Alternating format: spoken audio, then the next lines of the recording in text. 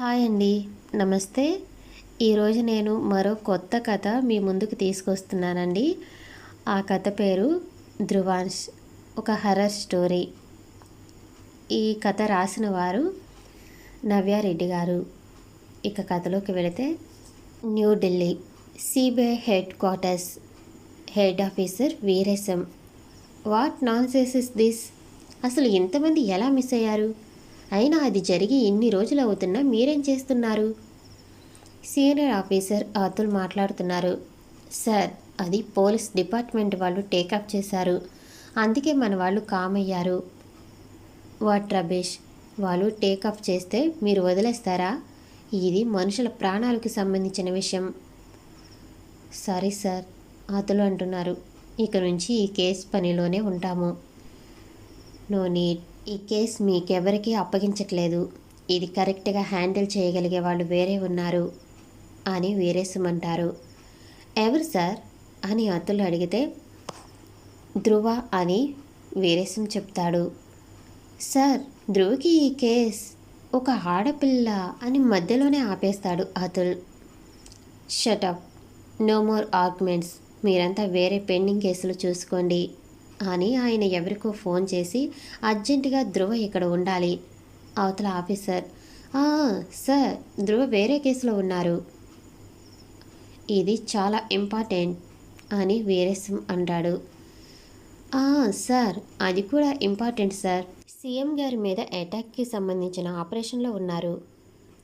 What? ఆ ఆపరేషన్లోనా? అయితే ఇప్పట్లో తనకి ఫ్రీగా ఉండదా అని వీరేశం అంటాడు. సార్, మీరు ఎవరిని పట్టుకుని ఏం మాట్లాడుతున్నారు? అక్కడుంది ధ్రువ. ఇంకో 10 మినిట్స్లో కేసు సాల్వ్ అవుతుంది. నాకు తెలుసులేవయ్యా ధ్రువ గురించి. సరే, వచ్చి నన్ను కలవమను అని కాల్ కట్ చేశాక, ఈయన చెప్పిన మనిషి ధ్రువ వచ్చాక చాలాసేపు మాట్లాడుకుని అక్కడి నుండి వెళ్ళిపోయారు. అమ్మయ్యా, ఈ కేసు కూడా సాల్వ్ అయినట్టే అని ఆయన ఇంకో కేసు పని మీద పడ్డారు. పక్కనే ఉండే వేరే అతను, అదేంటి సార్, అంత పెద్ద కేసుని సాల్వ్ అయినట్లే అంటున్నారు, ఎలా? వీరేశం అంటున్నాడు. ధ్రువకి ఒక కేసు అప్పగించాక ఇక మనం నిశ్చింతగా ఉండొచ్చు. ఎంత పెద్ద కేసు అయినా కూడా సాల్వ్ చేయగల తెలివి అన్నీ ఉన్నాయి అక్కడ అని వాళ్ళ పని వాళ్ళు చేసుకుంటున్నారు. ఇప్పుడు నువ్వు అక్కడికి వెళ్ళడం అవసరమా అంటూ వస్తున్నారు సుమగారు.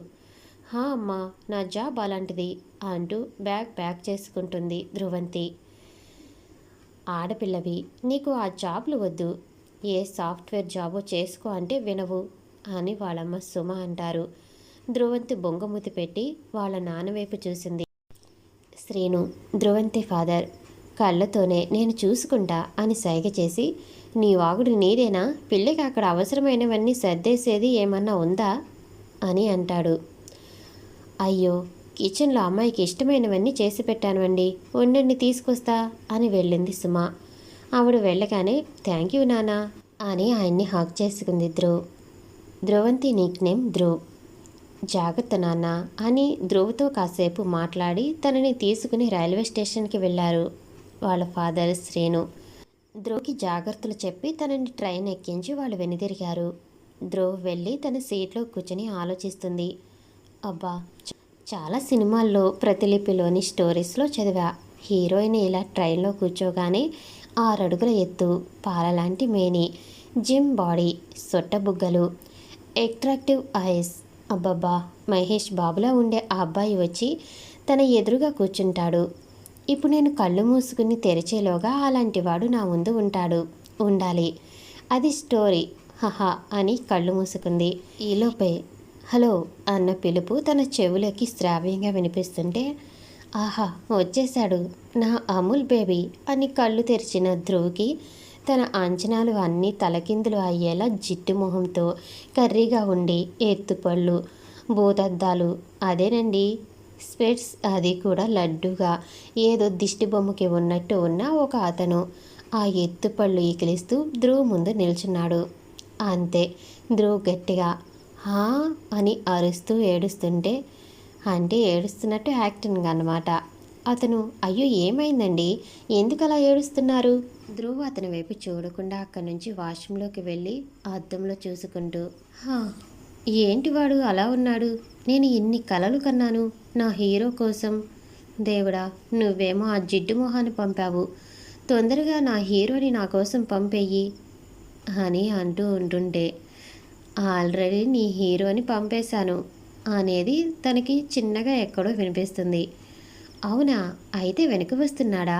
ఒక నిమిషం మళ్ళీ అద్దం ముందు ఆగి, ఇప్పుడు నువ్వు చూసావే ఆ జిడ్డు మొహం అతనే నీ హీరో అయితే? హా, అమ్మోయ్, నేను ఏం అన్యాయం చేశాను?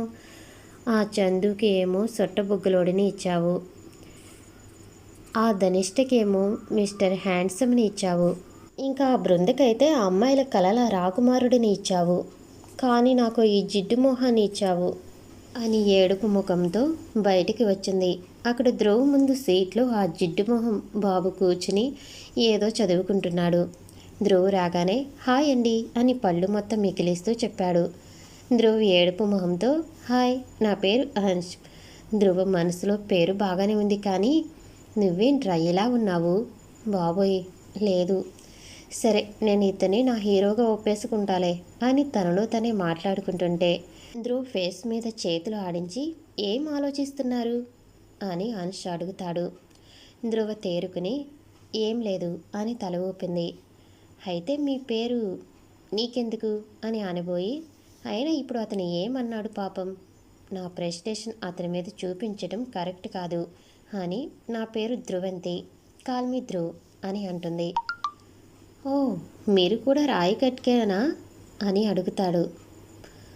అవునండి అని ధ్రువ్ అంటుంది. నేను అక్కడికే అండి, అక్కడ ప్లేసెస్ చూడటానికి వెళ్తున్నాను. మరి మీరు అని అడుగుతాడు అనుష్. నేను నేను ఆర్కియాలజీ డిపార్ట్మెంట్లో వర్క్ చేస్తాను అండి. అక్కడ ఉన్న ప్లేసెస్ని విజిట్ చేసి మాకు ఒక వర్క్ చెప్పారు, అది చేయటానికి వెళ్తున్నాను. అలా మాట్లాడుకుంటూ వాళ్ళ ప్రయాణం సాగింది. ఇటు రాయగఢ్ కోటలో అదే పెద్ద కోట. అప్పట్లో ఆ సంస్థానానికి అదే పెద్ద కట్టడం. ఆ కోట మొత్తాన్ని చూడటానికే 1 నెల రోజులు పడుతుంది. అలా ఉంటుంది అది. దానిలో ఒక గదిలో వద్దు, నన్నేం చెయ్యొద్దు అని ఒక అతను పరిగెడుతున్నాడు. అతని వెనకే ఒక నల్లటి ఆకారం వస్తుంది.